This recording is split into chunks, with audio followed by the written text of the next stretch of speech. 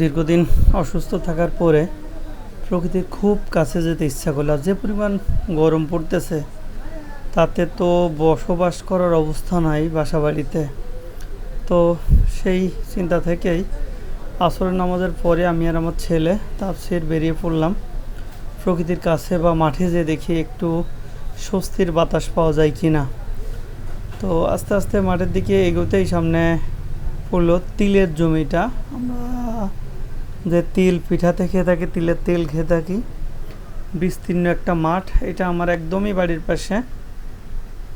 বাড়ির পাশে হলেও কি হবে, আমার আসলে এখানে সত্যিই আসা হয় না, সময় সুযোগও হয় না। আজকে প্রচণ্ড গরমের কারণে ভাবলাম একটু মাঠটা দেখি আর কি, প্রাণ ভরে দেখি যদি বলি তাও ভুল হবে না। সে সত্যি বলতে আমরা যারা লেখাপড়া করি তারপরে একবার বাইরে চলে যাই, তাদের আর হয়তো বা এই প্রকৃতির কাছে আসা খুবই কষ্টকর হয়ে যায়। যান্ত্রিক এই জীবনে কবে কিভাবে যে সুন্দর দিন পার করছে এই প্রকৃতির সাথে তা মনে পড়ে না। কত বড় স্বার্থপর হয়ে যাচ্ছি আমরা যে প্রকৃতি থেকে সরে চলে যাচ্ছি, তারই প্রভাব পড়ছে আজকে এই গরম। আমরা গাছপালা লাগানো ভুলে গেছি, আমরা শুধু গাছ কাটতে ব্যস্ত হয়ে পড়েছি।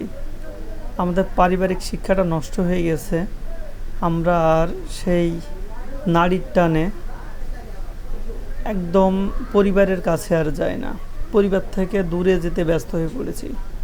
সময়টাকে একান্ত একলা একলা কাটানোর চিন্তা করেছি। সত্যি বলতে জীবনটাকে আসলে সামাজিকভাবে আবদ্ধ করে যে চলবো, এটা আর চলি না। তো আজকে সেই সমস্ত চিন্তা থেকেই বেরিয়ে পড়লাম একটু সুন্দর একটা বিকেল কাটানোর জন্য। দেখেন মাঠটা কি সুন্দর, চারিপাশটা। আমার সাথে তাফসীর আছে, ও নিজেও এনজয় করতেছে। আসলে আমাদের আশা না হলে তো ওদের আশা হয় না। ছোটোবেলায় আমরা পর্যাপ্ত পরিমাণ মাঠে ঘুরেছি, অনেকের হয়তো ওই সুযোগটাও হয় না।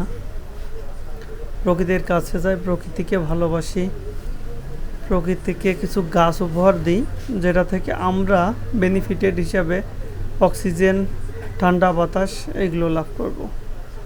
তো জীবনটা তো আজকে আছি কালকে নাই, কবে চলে যাব তারও ঠিক নেই। এত অর্থ করি বা এইভাবে গিয়ে কী লাভ হবে যদি উপভোগী না করতে পারি। তো ভালো থাকবেন সবাই।